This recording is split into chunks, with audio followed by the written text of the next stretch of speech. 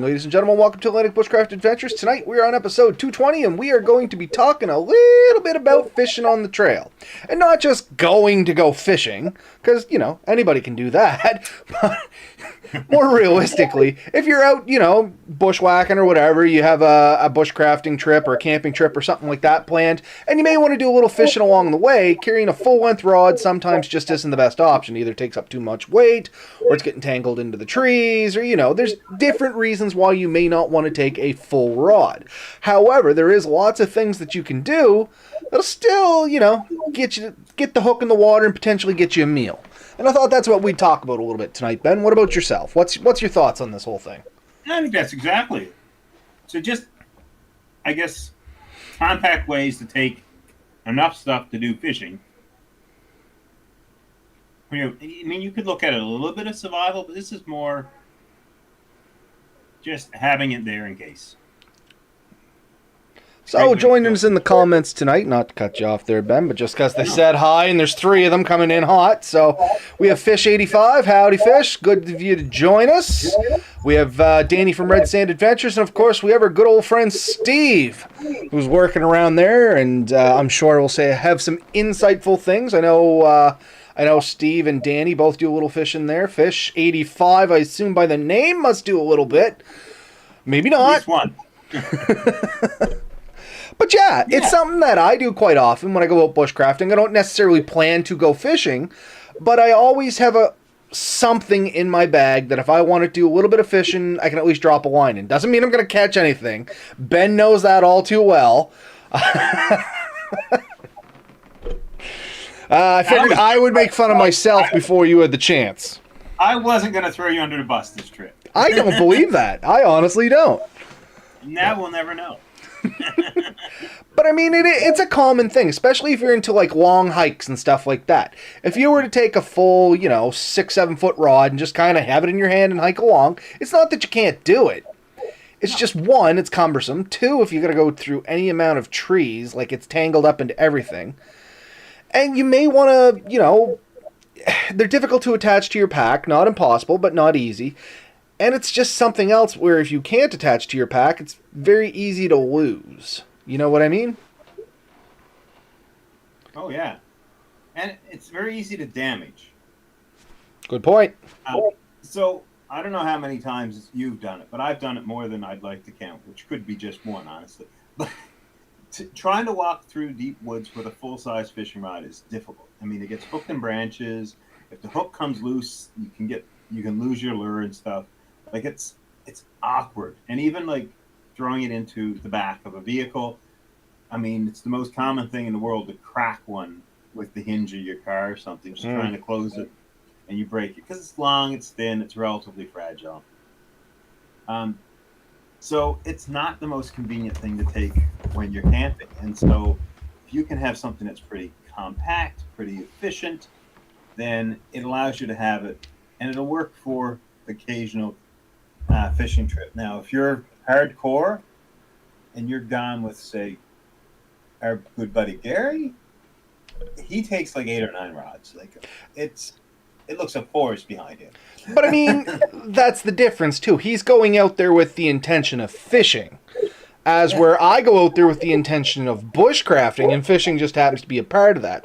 So we have John Doe joining us in the comments as well, and he said it's a fun challenge for camp. Catch what you catch without bringing any fishing gear. And funny enough, the first time Ben and I went out, that was exactly our challenge, and that's where the joke came from. Ben caught probably 4 or 5 little pan fry, like, they were decent sized fish, and he got a meal out of it. I kept getting a bite with 1. It was the bigger fish, to be fair, but I couldn't get the damn thing in. No way, no how could I land that fish. Yeah. So, I mean, we spent a couple hours at it. We had a good time with it. And I think all we were allowed to take, there was rules, was 1 hook, 1 piece of line. That was it. Yep. And we could carve any kind of stick, rod, reel, anything you wanted, and you fish with that. But who could make the most hobo reel system going? And that's all we did. We whipped up some stuff pretty quick. I think we used pepperonis Yep, you had pepperettes, and that's what we used. We did try to find some grubs and stuff. And this is what people always say is, oh, I don't need to bring bait. I'll find some when I'm there. We were beside a riverbed, flipping rocks and logs and everything else that you could think of, and we couldn't find anything. That's why we cannibalized the pepperettes. And honestly, I've experienced that before. Sometimes you flick it over and there's more worms than you can deal with. And other times you just have to find the right soil, right area.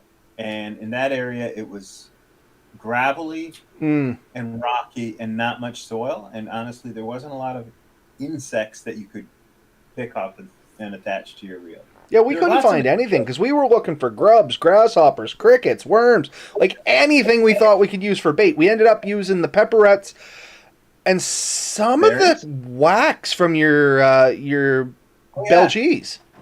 Yeah, I've done that a few times now. Honestly, anything that kind of smells good, fish will go after, in my opinion. So they'll go after most booty. John Doe just said his brother won something with using pizza. So fish are actually pretty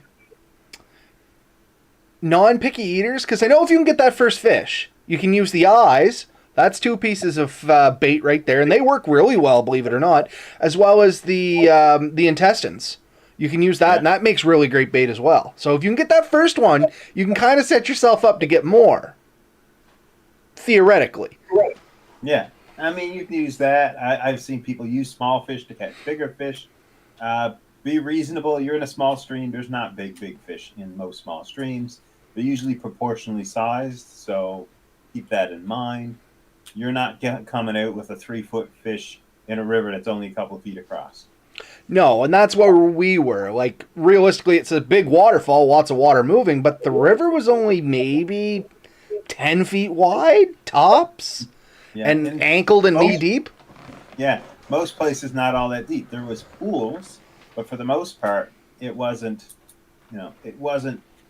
ideal for that. But it was great fun, and that was the most hobo thing. And I think we just cut a piece of wood that we could wrap the line around, and we just hand-tossed it out for the most part. Right there. That's the one that caught you all the fish. So I have a picture of it up here for anybody that's listening through the audio. You're missing out on this one. But yeah, this is literally where we went fishing. The river, as you can see, wasn't that wide. The pools were not that deep or big. But like I said, Ben, you pulled out 4 or 5 decent little pan fry fish. I mean, it was a meal. Yeah, we had a good time. Food was had. That was good. I shared. I offered you some. You did, and I ate some. It was delicious. And if anybody, some of our southern friends and across the brook there and stuff like that, the thing with brook trout, if you're not familiar with them and if you haven't eaten them, it's one of the fishiest fish that you can eat. It has a very strong fish taste to it, so you really have to like fish. It's not like your white fish like haddock and pollock and stuff like that. This is true fish tasting fish, if that makes any kind of sense. And I've tried a lot of fish. Brook trout's probably not up my top 10. I can eat it. I don't mind it, and you know what I mean. But it's not something I would actively go to the grocery store and be like, I want to feed a brook trout. I'm going in there and I'm buying salmon and some other white meats and stuff like that. So if you've never had brook trout, it's definitely an experience, though. Like speckled and rainbow are the big ones we get here, and they're still good. Don't misunderstand. Just be aware they are a little quote-unquote fishy tasting. Yeah, I think they're some of my favorite because I grew up with them. Brook trout. I do like them. But that being said, I can understand where you're coming from. So John Doe said you don't need a license there when using a stick, no reel, bamboo. That's pretty much what we did, though. You still need a license here. Regardless, if you put a hook in the water in Atlantic Canada, you need a license for it.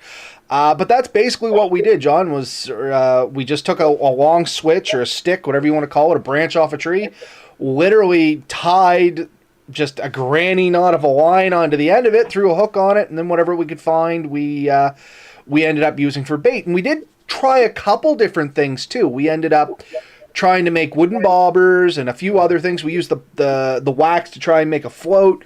We tried several different things to see what would actually work good, but honestly, what worked the best was just the plain line with the pepperette on it. You were pulling them out literally within 3-4 minutes of casting in. Yeah. I mean, as many as there wasn't a ton there to catch. No. But they weren't hard to catch once you found the right spot and right. But we had virtually the identical hook, the same size fishing line. The only real difference was luck. Yeah. I mean, as I want to give you a hard time about it, and I do. I mean, it's funny. That's the whole point of fishing. Is there's lots of great stories. It's fun. I guess location. I was on the right side of the river. You were on the left side of the river, but I don't really think that made that big a difference either. It was just walk of the draw. So, and John's joining us from Florida. Steve, people from Newfoundland talk to fish and confuse them with the accent. I've experienced this with friends. There's a reason that Newfoundland has such a large fishery.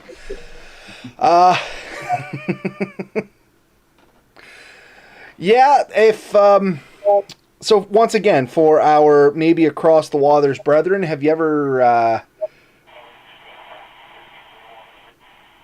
slight deviation? Sorry, folks, if you hear me pause. I'm actively actually on call for several forest fires that are here in my location, and I got the radio on behind me, and I'm just kind of listening to see if I got to take off again or not, but so far so good. But anyway, something that's famous in Newfoundland, and just to deviate from our topic slightly, is called screeching in. And if you don't know what this is, it's look it up. That's all I'm going to say. It involves alcohol and fish. Sure. yeah. So, okay. So we talked about the stick and the line. That is the number one way to go, because honestly, you can take a little bit of fishing line, you can wrap it up with a few weights, hooks, maybe even a spinner, and you can literally throw that, if you still have a thing, and I'm aging myself now, it's like an old film canister. I still have tons of those, and I just tuck those in, and I can throw one of those in my backpack, and that's enough equipment to get me up and fishing if I'm in a tight spot. Yeah, a lot of people use the Altoid tins now. But, you know, the big thing is you wrap, 10, 15, 30 feet of fishing line around a piece of cardboard, tuck it in so it doesn't come out, throw 4 or 5 hooks, maybe a couple of lures, and a couple of weights, and that makes a decent little kit. And that's about the easiest system you could build, to just something to quickly toss and go. If you want to go even more primitive, there is some ways of cutting like the barbs off of like thorny bushes and stuff. Yeah, I have made and successfully used a thorn hook and a bone hook. Yeah. Not with the best of results, don't get me wrong.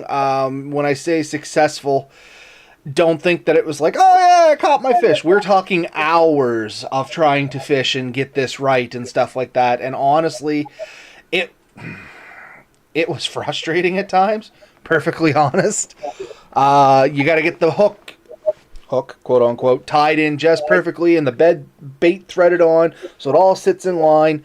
I mean, it's neat. Not my first choice.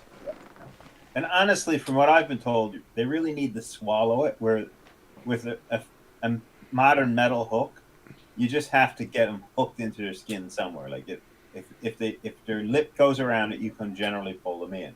But these other things, it kind of almost has to go down inside a bit, and then it lodges in their throat, you can pull them out. So and that's exactly what my problem was. I think I was just trying to set the hook when it was only in their mouth and it kept coming out. Yeah, 100%. Like it's a totally different game. They have to actually swallow it, and that's trickier. And if you don't pull it the right time, they're going to spit it out because this doesn't feel right. So you have a pretty narrow window. You get a bit better window with a metal hook. I've seen guys do the pop can trick. Where you take the tab off the pop can and cut it? Yeah. Just happen to have a can of 7-Up here. Here, I'll do this while you chat. I think I can still do this.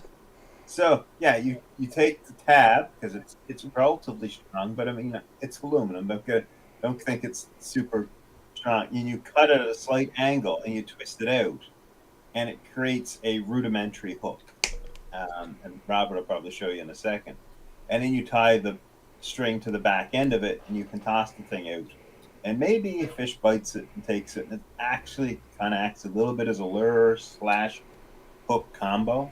Um, and it's, people have had success with it. I wouldn't say great success or frequent success, but if you're starved to death and you're near probably a bigger, better body of water in the ocean, you might be able to pull in something that's not too picky, and Well, not too big. I ended up breaking it. But anyway, kind of this dealio here. I ended up breaking the top off because I tried to bend it, and that was a bad idea. But yeah, you can make a hook out of a pop tab. Yeah. So that's the concept. So that's a pretty rudimentary idea. Yeah. A couple comments here that I just want to touch on. Gill nets and archery fishing, both of which aren't allowed in the province I'm in. Gill netting I have seen done, being up north. It's actually really effective passive kind of fishing, but once again, where we're at, you're not allowed to net any kind of fish like that. It's called netting, gaffing, all that stuff. Big no-no. And archery fishing, or, bow fishing, whatever you want to call it. I would love to try that. There are certain provinces you can do it, certain provinces you can't. Nova Scotia, you can't. But man, I think that'd be a ton of fun. Mind you, it would be incredibly hard here too. We don't really have the hardy fish where you can, the big ones I see that are done with bow fishing is like gar, carp. That's really only the two big ones I've seen because they're larger fish and they come fairly close to the surface, and you can kind of see them. But I mean, you can fish anything as long as the fish is big enough. Don't get me wrong. That's just what I happen to see. I mean, some of the salmon, I would bet you could probably do it with the striped bass. Yeah, they'd definitely be big enough. You just have to find somewhere where they come close enough to the top of the water. Well, no, I'm not saying. Yeah. I have seen in Nova Scotia that you could have done that from a canoe. They do a lot of pike, apparently, down in Florida as well. Is that where you're from, Fish? Was it John or Fish that said they were from Florida here?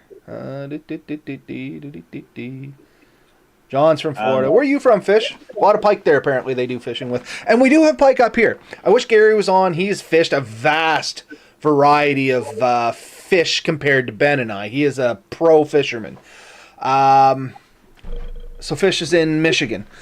So yeah, we do have pike here. We got striped bass. We got largemouth bass, smallmouth bass, depending on the location.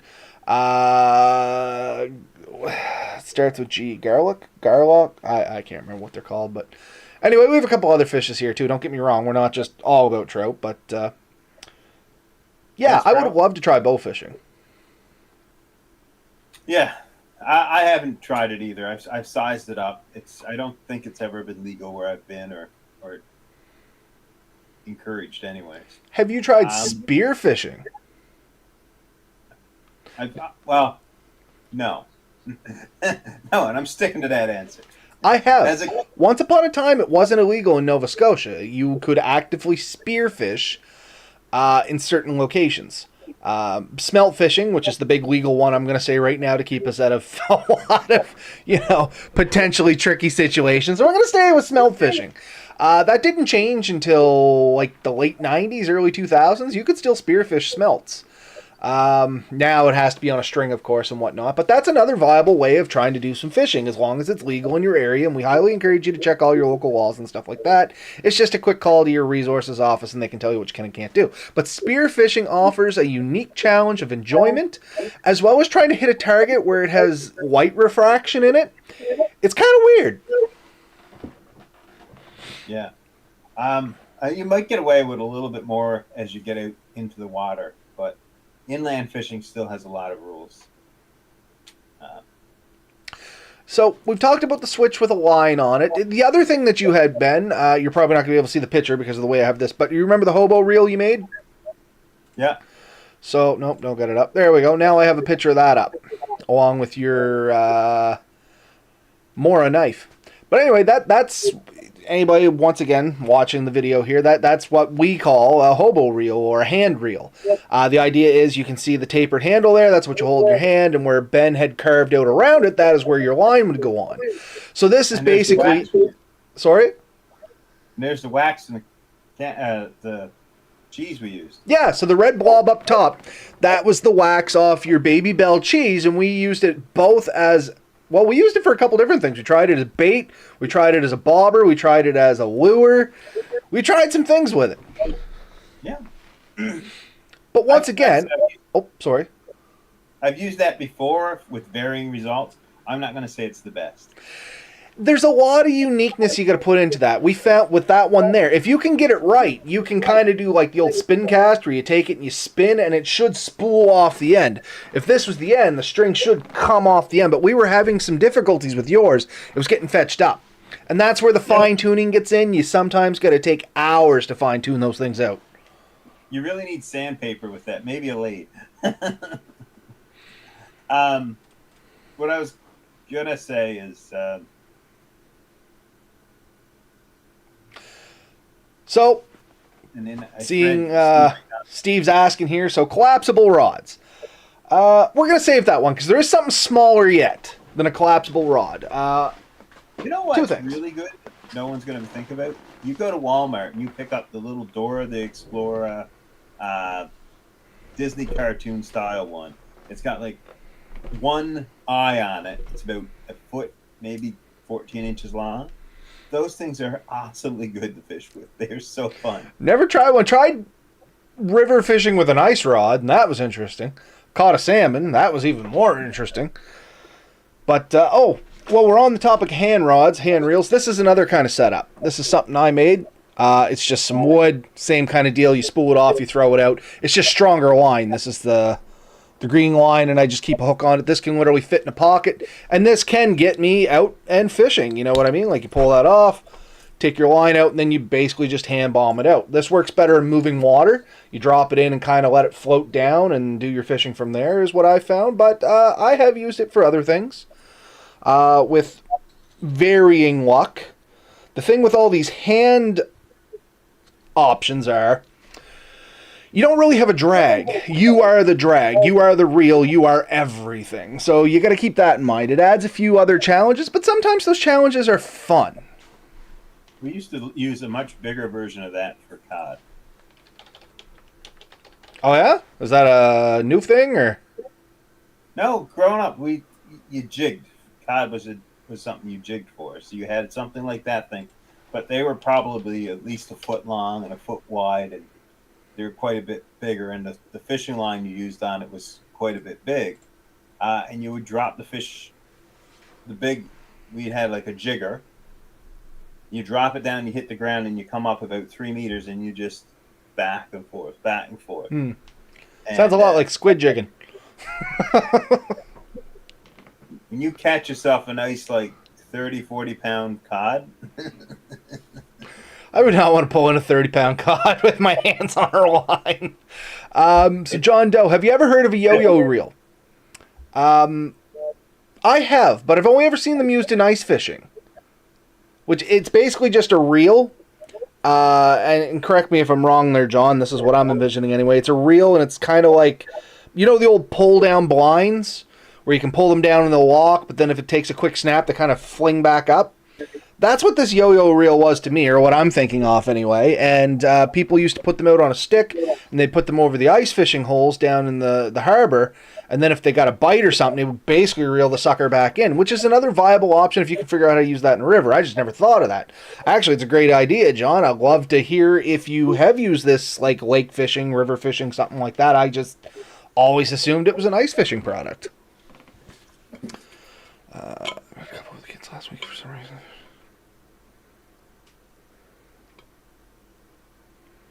Fish than catching your own. So Fish 85. I just picked up a couple for the kids last week. I assume he means the Disney rods there. For some reason, fish have tingling senses that a kiddie pole is in the water over an adult rod. Spend more time removing fish than catching your own. I'd love to say you're probably right, Fish, but if you're anything like me, Bud, just means that your kids are better at fishing than you are. I mean, we had 2 or 3 at the cabin, and they're short. You don't have to worry about breaking them off. I swear I had like a 6-foot rod, and I wasn't casting a hell of a lot further than I was getting these little ones to cast. And I had open-faced reel, decent hook, everything. I thought, like, man, I should be able to... And I grabbed that little thing, zips, closed reel, like Those closed reels, okay. If we're going to talk about reels for a second, if you're in and around a lot of sticks, man, you can't beat a closed reel. Open reels are really only good if you're not going to be tangled up into everything. Or, I mean, you can use them, don't get me wrong. I just find that the closed reels really shine in wooded areas. Yeah. No, there's an advantage.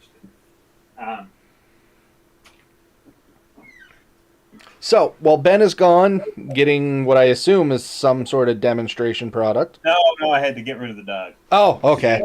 The next thing I kind of want... Oh, what's Danny saying here? The young fellow actually has a telescopic fishing rod that is the size of a Sharpie marker. Ha-ha! So Danny knows where I'm going, and this is the next one I have.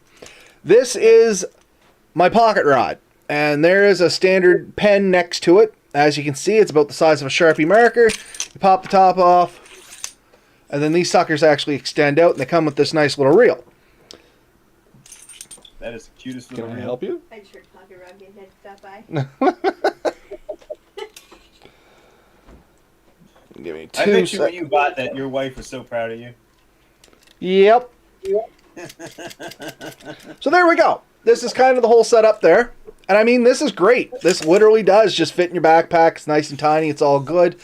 There is some drawbacks to these. One, I mean, they're a fairly sturdy rod, but you're not going to take in a whole whopping like 3-pound fish with this. Two, the reel design is very primitive, very basic. Once again, it does kind of have a drag setting over here. It kind of works. I tend to use my thumb and just hold it over the reel kind of deal like this as I'm reeling in, and I just use my thumb as the drag. But this isn't a bad deal. The main problem with these things are you're still kind of hand casting with them. They don't have any real casting method, as you can see the way they spool on there, if you folks can see that. You still got to pull all the line out that you want to cast, and you kind of like underflick it into the water. But it works great. It's great for small streams. This shines at the waterfall where you and I were. This is generally what I bring there because it gets me out plenty far, but it gives me the option to have a reel and something with a little bit of flex at the end so you can set the hook a little better. You know what I mean? But I love this thing, and it was cheap. It was like $14. I had a coworker. His name was Kevin. He loved fishing, and when he found out about those, he bought one right away, and he talked about it quite a bit because he said oftentimes he'll see a small stream or brook, something that most people probably wouldn't even try to fish. He can fit that literally in his pocket, and he walk down and do it up, drop it in a few spots, and if he caught a couple of fish, great. If he didn't, he still had fun. And that's what I love about mine. It goes in the outside pocket of my kit bag.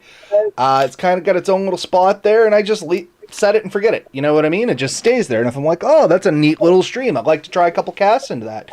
It's a great option for that, and it's very minimal. And I have a small, literally just tackle box, like, you know, go to the Canadian Tire, Walmart, or whatever your local big box store is and pick up the smallest little box you have. You can throw a great assortment of spinners and stuff like that in that, and you have yourself a full fishing kit that takes up practically no room, and you can have a blast doing some fishing. Yeah, no, for sure. Yeah, and I think we can talk about it now. There's bigger collapsible ones, have similar advantages. Yeah, but they have their limitations. I used to keep one of those in the back of the motorcycle. And this is the one that I usually keep in my ATV, to be perfectly honest. Because with the ATV, I know I'm going to be close to a road. I have lots of room to fish. And there is some advantages and disadvantages to this. The big disadvantage is the size of the reel. Generally takes up quite a bit of room in your pack. The pole itself really doesn't, to be honest. And you can remove the reel and try and store it elsewhere if you want to. But honestly, with this one anyway, it's just easier to leave the reel attached. And I replaced the reel on this with a cheaper one because I broke the bearing in my other one. But normally I would loosen off the back bolt and collapse the handle underneath it so it just has a slightly smaller profile. And that's about the best I can get to pack that sucker up. I find it good. It fit in my saddlebag, the one I had, or I could throw it in a small pack. It had its advantages. Yeah, I do like them.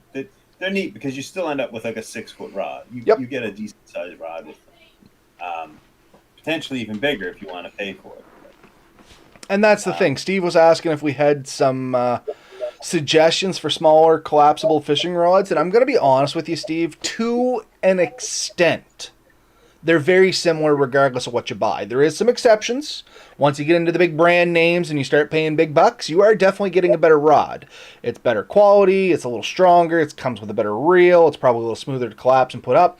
But if you're spending like sub $60, honestly, don't worry so much about the rod, look at the reel. You're better off if you want a good rod, quote unquote, just get yourself whatever collapsible rod you can find fairly cheap and then buy a better reel for it than you are to try and worry about buying this as a package.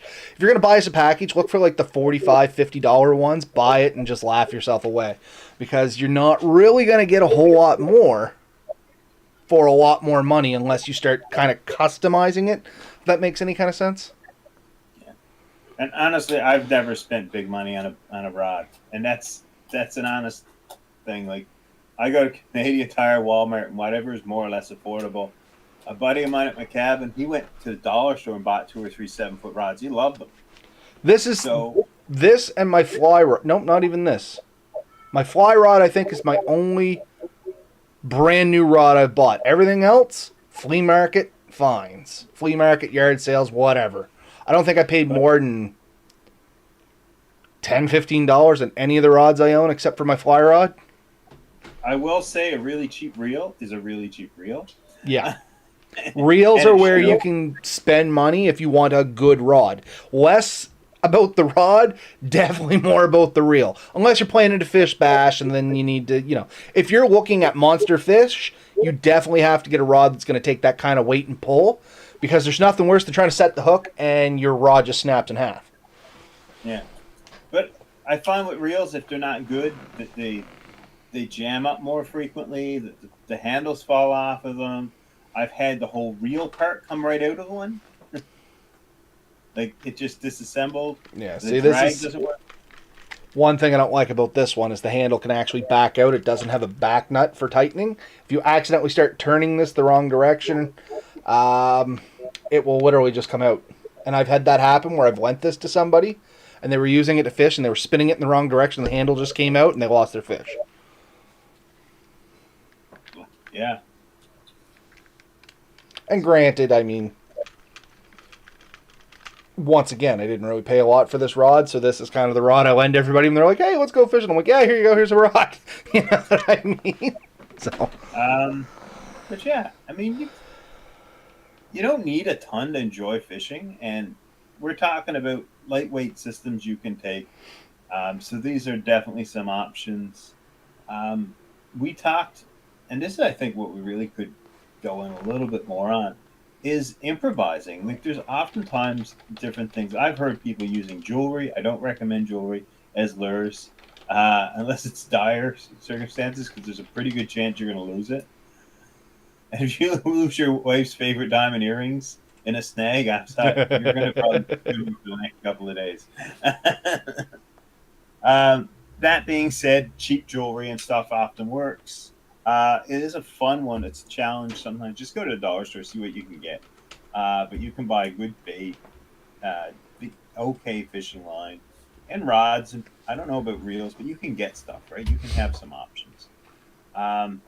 And test it out. And, when you're doing it, figure out what works. What's the absolute worst? You don't catch a fish? I mean, we've all been there. I seen you staring right at me, Ben. I knew that was a direct attack. If you're going to say anything, we've all been there where you didn't catch a fish, but you've learned what doesn't work. And I think that's what we said before. Like, every time you fail, you've learned something. It's not that you failed, you learn what doesn't work.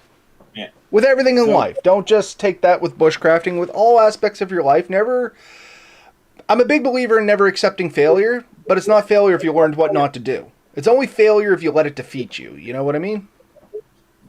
Now, here's a couple of things you can do in a more dire emergency, I'm going to say.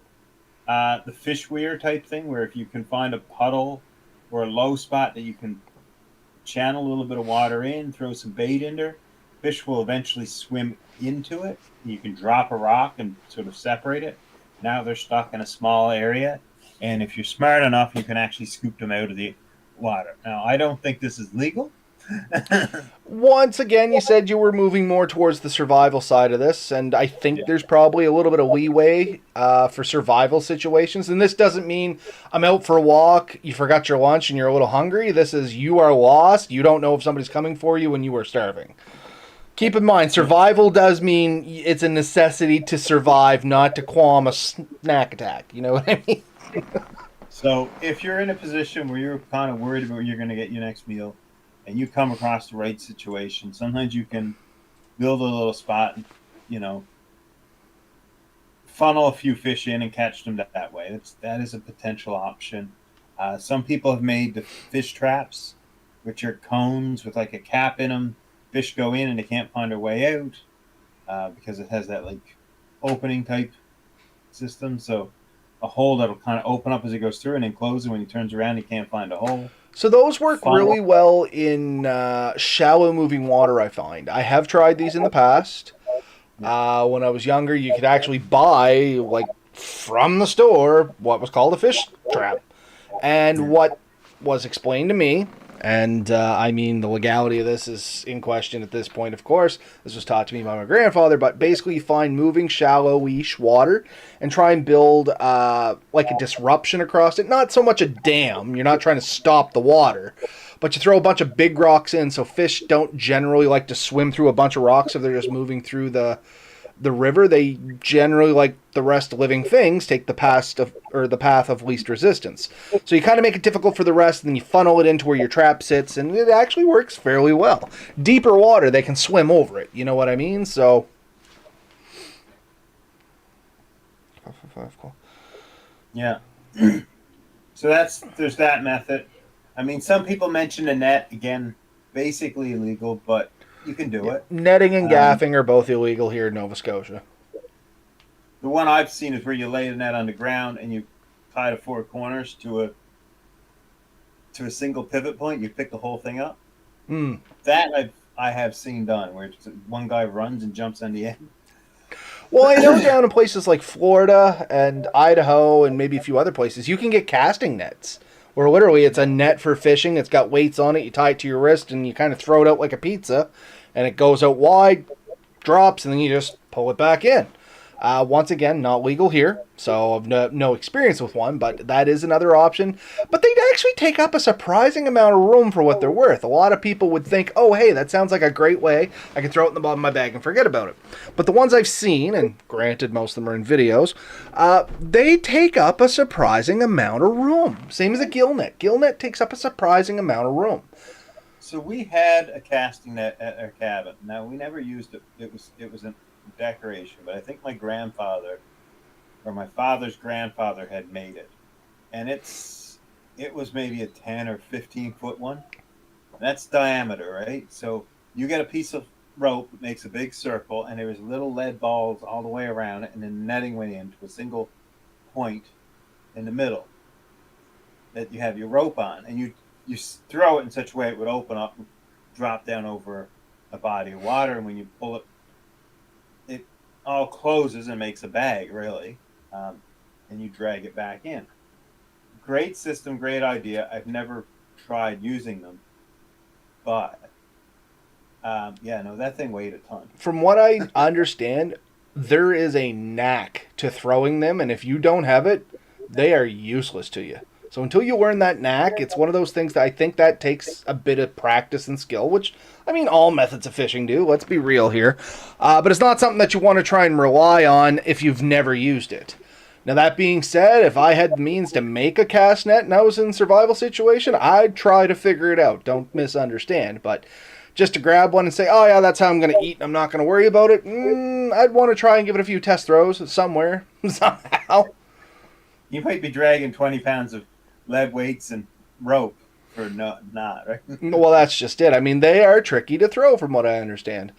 But let's change gears slightly here, Ben. What about baits? We've talked about this, and the big thing I like to tell people is don't expect to find the bait where you're at. It's good to say you're going to try and find some, but have a backup. With you and I, we were lucky you had the pepperettes, but other than that, we didn't really have anything for bait. I've had luck with berries. Grubs you can often find, but like you said, is not the easiest. You could tear up a lot of moss, a lot of rocks before you find something. But any type of meat, believe it or not, can be used. So if you found a dead animal, you can take a piece of that. Um, I've heard people using like seeds and stuff, but it's much harder to get to stick to a hook. But yeah, are opportunistic eaters for the most part, and will try to eat almost anything. And I tend to agree with you on that. Like, I've gone out numerous times and said, oh, I'll find my bait when I'm there, and more often than not, I come up skunked. So what I've started to do now is, much like you, I will bring some pepperettes, or I actually have some fake bait that I keep in my my little tackle box. And the fake bait can be just, I think one of them was just these little red blobs, and a couple fake worms. And I mean, at least it's something. I've caught stuff on the red blobs or the red berries or whatever they are. But they have a scent to them and stuff like that, and they can dry out and crack and stuff. So just once again, make sure you maintain that kind of stuff. If you're going to take baits from home, something that's always good is a couple flies. Because you don't really have to find any bait from there. That's your hook and your bait tied in. The problem with flies is getting them to cast. And there is some tricks you can use with those, especially if you know roughly how deep the water is that you're casting out. If you're using it on straight line like this, you can always come back the distance and then add a little bit of how deep the water is, put a small weight on, and you can throw that out, and the weight's going to take the fly out, and then the fly should ultimately sit on top of the water. Problem is you are now splashing that into the water a lot, which most times when you're fly fishing is not really what you want, because when you splash at the top, the fish tend to avoid the top. It's not so bad if you're fishing with bait, because it goes under the water down where they are. They don't really mind the top disturbance so much. So it's kind of one of those things. Try a few different things and your mileage might vary. What about you, Ben? What do you take from home as your go-to bait? Like I said, I often just use a little bit of my food. So if I got a small piece of steak, I might take a small piece off of that. Pepperettes, gummy bears I've seen done. Gummy bears or little gummy worms, things like that. I've seen people use marshmallows, tried using marshmallows. They dissolve relatively quick, but you get a few casts out of them. All these things, like I said, almost anything is edible. If you're in a spot where there's stocked fish, believe it or not, kibble, like corn, Yeah. works really well because they're used to eating that. Dog food, I've seen people use dog food in the past. Again, it's tricky because it's usually hard to get stick. Fish agreed with you there, saying gummy worms actually work too. John Doe also said cast nets are real common where he's at. They mostly use them for catching bait or mullet. Sometimes they get so heavy that they have to swim down and unattach them underwater, which here in Canada, once again, not super legal to use a cast net, but depending on the time of year, you may not be able to do that. Is Not strong often, scent anyway. a factor with bait? Yes. Yes. I was just about to say, well, that can be a topic all of its own, but if we're both going to agree on it, yes. Depending on your scent or the scent of the bait, it could potentially lure the fish in. Certain scents will work better than others. I've heard WD-40. Somebody that I fish with religiously has like a super small can of WD-40 they keep in their tackle box, and they just give their hooks a spray, and they're like, oh yeah, fish love it. To me, I'd think they'd steer away from it, but it's a thing. Like, you can read about this online. And wet dog food for chumming. I've heard that WD-40 has a fish oil in it, and that's what would attract them. So oils, I've also heard like garlic, salts, certain salts, like soaking your bait in a salt that lets the salt flavor out, and that attracts fish. But they are attracted to scents. A lot of things are. If they can smell it, if they see something moving. And that's the thing. The scent will bring in the curious, and then you have to have something there for them to nibble on. So you can't catch Although I have heard people say straight up, oh, I just sprayed WD-40 on my hook and I didn't even have to use bait. Realistically, I don't see this working. The scent brings them in, much like a shark. A shark will come in for the smell of blood, but they're not going to try and bite at the water. You know what I mean? They need something there with sustenance. So if you're using scent as your big attractant, that works very well in conjunction with like spinners and stuff. Something that's going to catch their attention once they get in close enough to get them to your bait. Not that if you have nothing but, you know, some scented bait, it's not going to work. But now you're back to your more like opportunistic fishing. Like Ben said, usually it has to go by them. Like worms. Fish don't necessarily come from way away to come to a worm that's sitting, you know, stationary in a puddle.